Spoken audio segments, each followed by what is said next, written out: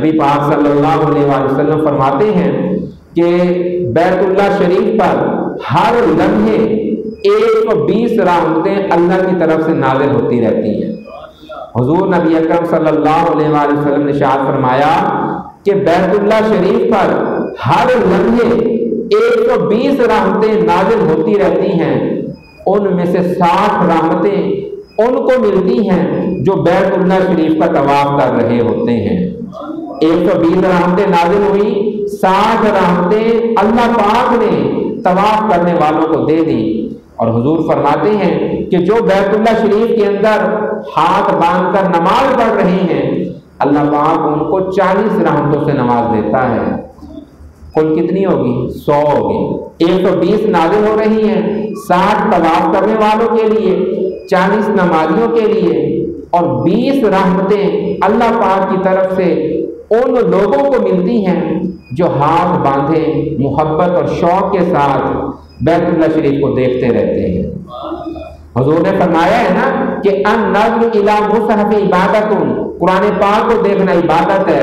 النظر الی الکعبۃ عبادت، کعبے کو دیکھنا بھی عبادت ہے۔ اور پھر فرمایا النظر الی وجہ علی عبادت، حضرت علی رضی اللہ تعالی عنہ کا چہرہ دیکھنا وہ بھی عبادت ہے۔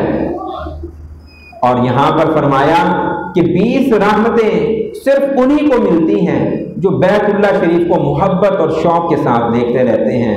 تو صاحبو، یہ اب آگے 2-3 خطبے یہ شہر مکہ کی عظمت پر ہی عرض کروں گا، تو اپنے اپنے دل کے اندر یا اپنی اپنی منصوبہ بندی کے اندر اس بات کو شامل کریں کہ جس طرح بندہ اپنے گھر کے بارے میں سوچتا ہے، اپنے کیریئر کے بارے میں سوچتا ہے، اپنے کاروبار کو آگے بڑھانے کے بارے میں سوچتا ہے، اسی طرح میرے اور آپ کے من میں ایک شوق یہ بھی ہونا چاہیے، جب بھی فرصت بنے، جب بھی موقع بنے، تمام کام کاج سے پہلے عمرے کی یا حج کی تیاری کی جائے۔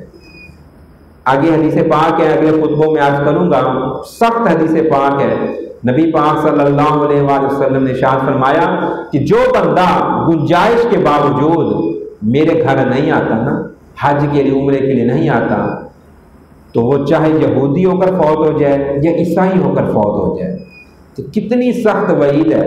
دیکھیں آج لوگ اپنے کاروبار کی بزنس امپائر بنا رہے ہیں، اپنے پلاٹ خرید رہے ہیں، زرعی زمینیں خرید رہے ہیں، لیکن حج پڑھنے نہیں جا رہے۔